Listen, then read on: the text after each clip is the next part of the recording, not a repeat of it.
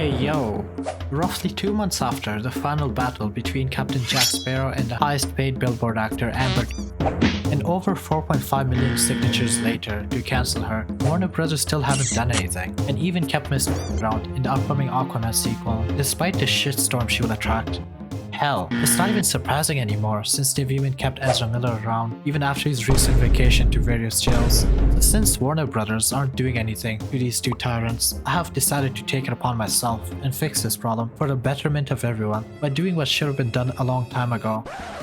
Warning, there are spoilers ahead, so turn back now if you want. Otherwise, enjoy the show. Now let's begin.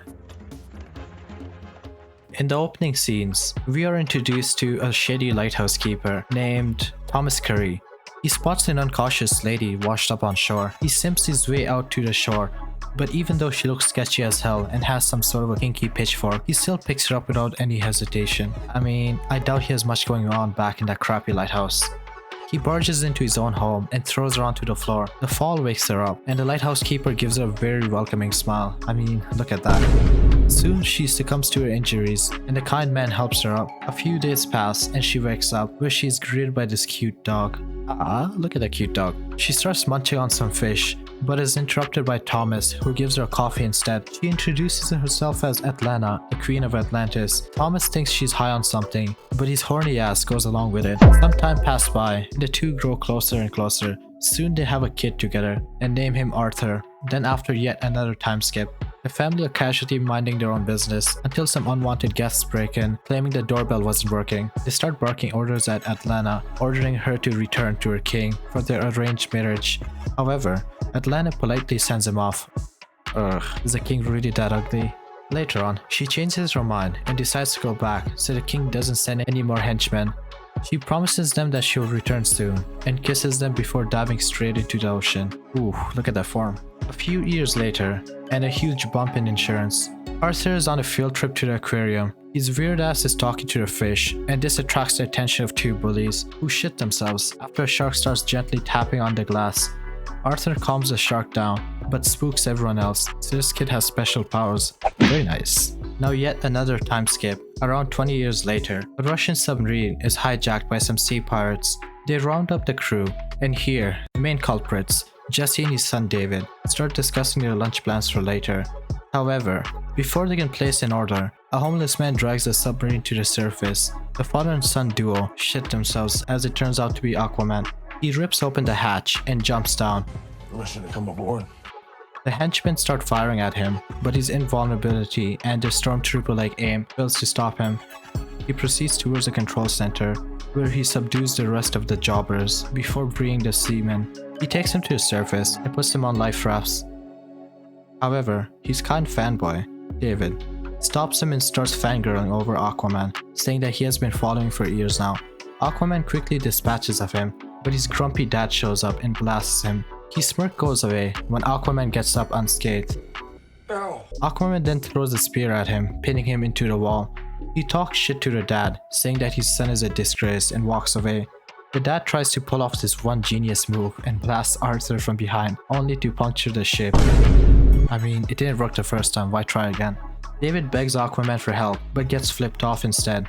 David is then forced to leave his old man behind and escape in a puny ship, swearing to get back at Aquaman for his kindness. After Mr. Curry takes the crew to safety, he visits his dad on the harbor that his mother left him on. They head towards the bar to grab a few drinks, and here, his dad praises him for his antics earlier and tells Arthur that he's special and the rightful heir to Atlantis. Arthur cuts him off and claims that he hates Atlantis because he assumes they executed his mother. Soon, a gang of bikers approach the two, and they ask if he's the fish boy on TV, and this triggers him. But the kind misunderstood gentleman only wanted a few pictures with the local hero, and since Arthur isn't one to decline a free drink, he accepts. Now we cut to some random place underwater, where Ivan Drago and the guy from Insidious are meeting up to discuss a truce. There's even the Green Goblin here, by the way. The guy from Insidious happens to be Arthur's half-brother named Orm, and he wants Ivan Drago to join him in attacking the surface, but the Russian boxer refuses. Soon, a random submarine interrupts the meeting. Orm manages to take it down and uses this opportunity to blame the surface world and gets Ivan Drago to join him. Really suspicious, huh? Later on, as Arthur is helping his dad so they can go home, he starts hallucinating and hears a mysterious voice coming from the ocean. Guess the spikers put something in his drink. This voice also warns him about Orm's plan to attack the surface world. Now we cut back to somewhere on the ocean, where David is acting like a spoiled brat. Orm and his men approach him and ask him why the submarine attack was delayed. David doesn't answer his question and starts babbling and fangirling over Aquaman again and demands Orm to help him get in touch. But Orm treats him like a street spectacle and throws some change at him. David continues to cry and whines about Aquaman off screen. Man, this guy's so obsessed. As Arthur is heading home, a massive tidal wave appears, compliments of the guy from Insidious. It drags him out of the truck and separates him from his father.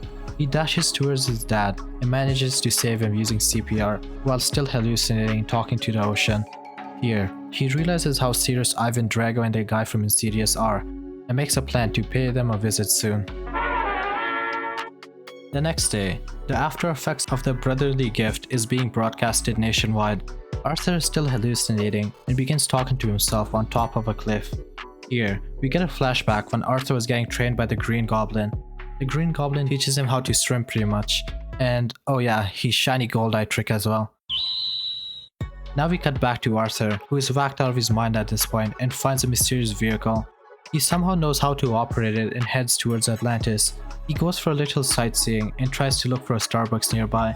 Soon, he finds an abandoned ship where he reunites with his former trainer. The two start hugging it out, and the Green Goblin catches them up to speed, saying that Orm has managed to trick the other leaders into joining him and will soon get more idiots in on his scam and attack the surface. The Green Goblin also tells him a bedtime story about a legendary trident held by the first king. He further explains that Atlantis was far more advanced than it used to be, until the leaders became greedy, and this led to Atlantis being sunken down to the ocean. The former king would live in exile afterwards, and this map can lead Arthur to his trident. He claims the trident is the key to beating his brother and would look good on him too, swag-wise.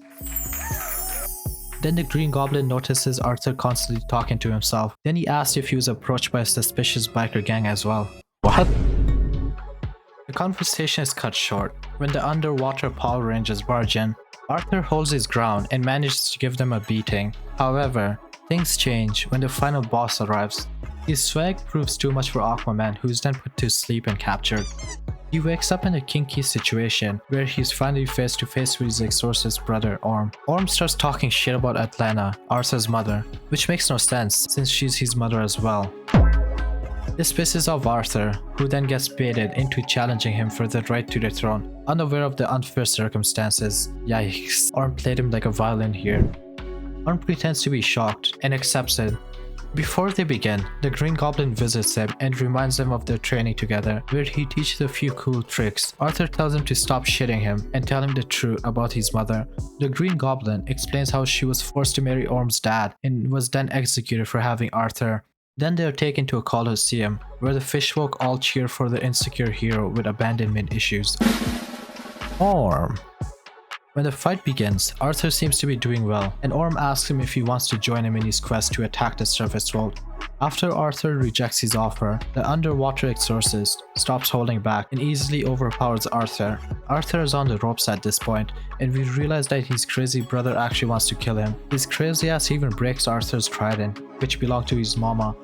Before Orm can finish him off for good, his hallucinations start to come back after taking a few shots to the head from Orm earlier. Here, a mysterious vehicle appears out of nowhere and knocks Orm back and escorts Arthur to safety. He manages to escape by dumping the vehicle into a pit of underwater lava, and then he goes and hides inside a whale, where he kicks back and takes a nap. After the coast is clear, he heads towards the Sahara, where he boards a plane and the hallucinations come back to him. The hallucinations tell him of a hidden crypt in the desert and tell him to jump, so he takes a dive. Those bikers really did a number on him, eh? Now we cut to David, who is being paid by Orm to do his dirty work for him. Orm gives the fanboy new toys to play with, as if he wasn't dangerous enough. David goes back to his crib, where he modifies the suit during this cringy montage-like scene. After a bit of sightseeing, he stumbles across a secret entrance and ends up in a secret crypt. After holding it in for days, he lets out a fart, which activates a message from the former king himself. Afterwards, he conveniently finds a scroll that would lead him to the next clue, which is in Sicily, so he packs his bathing suit and heads there. He enjoys himself and indulges with the local community and lays back there for a bit, enjoying the area. Meanwhile, his demon hunting brother pays a visit to one of the other leaders. He talks shit to the leader and baits him into attacking. He and Ivan Drago dispatch of them quickly and Orm takes control of his army. The Green Goblin stands there frozen, not because of the traumatizing execution he just witnessed, but because he forgot to delete his internet history back home. After lollygagging for a bit, he remembers his mission and heads to a secluded area where he figures out where the trident is hidden. Before you can head there, his #1 fan makes a grand entrance. He has a pretty nice suit and uses it to knock Arthur on his ass. He then goes after him and the two start duking it out, while his henchmen get lost and are never heard of again. David requests Arthur to acknowledge him and call him Black Manta from now on. The two invade an elderly lady's home and end up trashing the entire place. Yeah, good luck explaining that to insurance, lady. Black Manta continues to ask for Arthur's approval, but Arthur calls him a creep. Rejection after rejection, David has had it and decides to end it for good. He keeps firing his laser beam and Arthur pulls the 200 IQ move. He uses David's own weapon against him and blasts him blocks away into the ocean. Man, I feel bad for that guy. Imagine spending days upgrading your suit and planning your revenge, only to have your ass beat and suit busted within a few minutes.